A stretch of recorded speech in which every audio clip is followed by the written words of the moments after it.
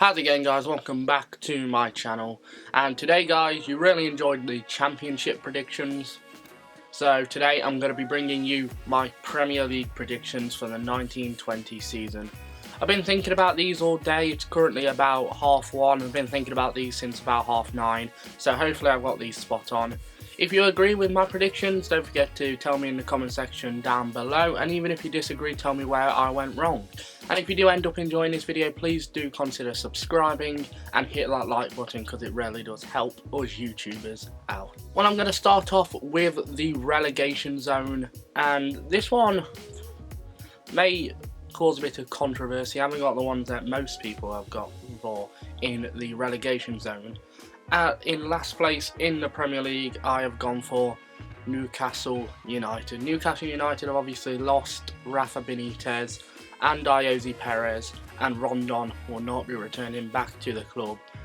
And they still haven't appointed a new manager at the time of recording this video, and I just think they will get relegated down to the Championship. It's such a shame for Newcastle. It's such a big club, and those fans deserve for the club to be competing for top 4, but Mike Ashley, we all know what kind of owner Mike Ashley is. Not much even needs to be said. At 19, I've gone for Brighton. They sacked Chris Hughton as their manager last season. I think it was at the end of last season because he had a really poor end to the season. And they hired Graham Potter from Swansea. Graham Potter and Swansea had a rather alright season, finished mid-table in the Championship, but did all well for that Swansea squad. And I just can't see Graham Potter doing a very good job in the Premier League. That's just my opinion, and they are 19th. Number 18, I've gone for Aston Villa. At this time, Aston Villa haven't got Tammy Abraham or Tyrone Mings back like they did last season. They also don't have Twan Zebe from Manchester United, so they have lost both of their centre-backs from the Championship and their main striker. They have bought a new striker, but how he will perform in the Premier League, I'm not too sure. And I'm not too sure if he's even a striker. And then number 17, I've gone for Sheffield United. Sheffield United came second in the Championship last season, and they're a good team to watch in my opinion. I like Chris Wilder as a manager, definitely overperformed with the Sheffield United squad, and he is unproven in the Premier League to this date, so how Chris Wilder will get on with Sheffield United in the Premier League is unknown, but I've put them 17th. In at number 16, I've gone for Southampton. Southampton didn't have the best season last season. They did alright, survived in the Premier League, that's their ambition. And they've already started signing some new players like Che Adams from Birmingham City, who I do think will hit the ground running at Southampton, and they will avoid relegation. And in number 15, I've put Crystal Palace. This is for many reasons. One, I don't really rate Roy Hodgson as a manager. I think they did really well last season now, but they have lost Aaron Wan-Bissaka and possibly losing Wilfred Zaha. And if they've already lost Wan-Bissaka, and if they let Zaha go, they're in a bit of a mess at the club because that's their two best players in my opinion gone. And yeah, 15th place for Crystal Palace. In number 14, I've got Burnley. Sean Dyche is one of those average managers. He's a good Premier League manager.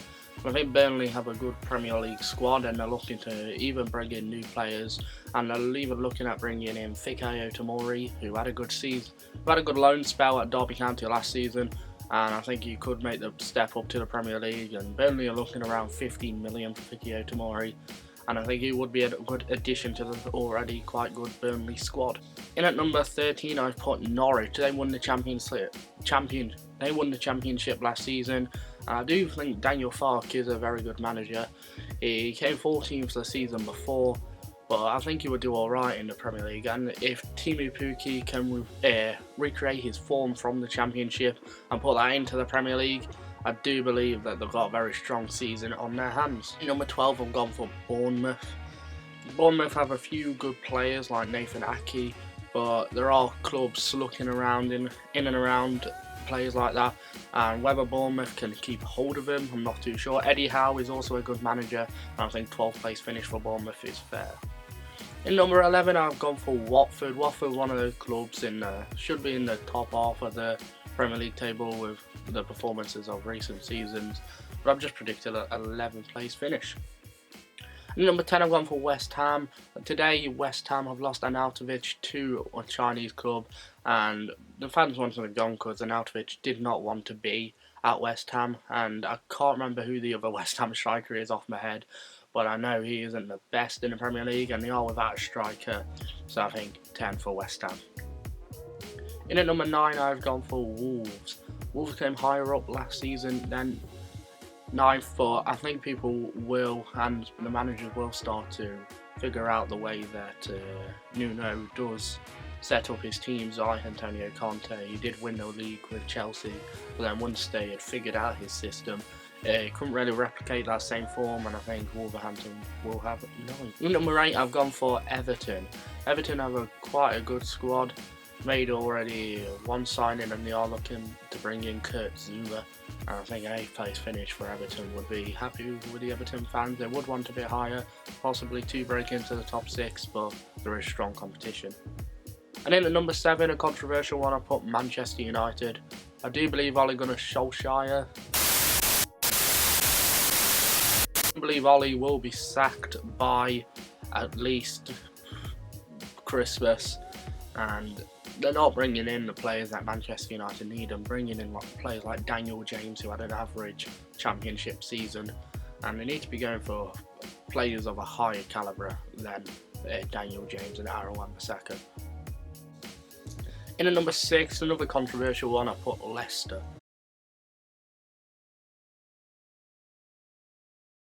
Are you sure about that? Leicester have a really good squad and a good manager in Brendan Rodgers, and if they can bring Yuri Tielemans in permanently, I think they will have a really good strong squad. They've already brought Iosi Perez in, and I think he is a good signing for them, another winger to add to that already quite strong attack. In number 5, I've got Chelsea. Frank Lampard has taken over at Chelsea now, and they do have a transfer ban, but they do have a reasonably good squad with a reasonably good youth system. A lot of people aren't predicting Chelsea to finish this high as 5th, but I rate Frank Lampard as a manager, and I think he will do alright with Chelsea. In at number 4, Arsenal. I've put Arsenal to finally get a Champions League spot, and they should be in the Champions League. I think Unai Emery, he's already had one season in charge now, and this is the one where we will need to get Champions League football, or at least win the Europa League. They have got a strong attack in Lacazette and Aubameyang, but the defence does need working on, and especially replacing Mustafi, because Mustafi does need to leave Arsenal. And in number 3, I've put Spurs. In at number 3, I've put Tottenham Hotspur. Tottenham Hotspur already bought Tanguy Ndombele, and he gave us a really good signing, especially as there was interest from clubs that other players would have chosen to ahead of Spurs, but Tanguy Ndombele has chosen to go to Spurs, and I think that's a really good signing for them, and I hope that works out for Tottenham. In number 2, I have put Liverpool. Liverpool won the Champions League last season, obviously, and really did push it close to the Premier League title, but I do think a 2nd place finish is fair for Liverpool, as Jurgen Klopp has said he won't be making too many signings. In at number 1, Manchester City. It's just going to have to be. I reckon they'll make it 3 in a row next season, and they've already started buying players like Rodri, who is now the most expensive player ever for Manchester City, and they just keep strengthening this squad unbelievably, and they want to bring in players like Harry Maguire, which is just adding depth to their already very good squad, and I don't get how anyone can now compete with Pep Guardiola and Manchester City. Anyway guys, that is the end of the video, and if you guys do want to see me do my League 1 predictions, I will do them, or my Bundesliga or League predictions, do let me know in the comment section down below. And if you did enjoy this video, please do consider smacking a like, and do hit the big red subscribe button and turn on notifications to never miss an upload from me. I will be uploading quite a bit more now. I've got 12 weeks off and I've only got like 9 left, because I've been pretty lazy and not uploaded. If you do want to follow me on Twitter, it is on screen now, and so is my Snapchat and my Instagram, and do hit me up on any of those social medias. And until next video, I'll see you guys later.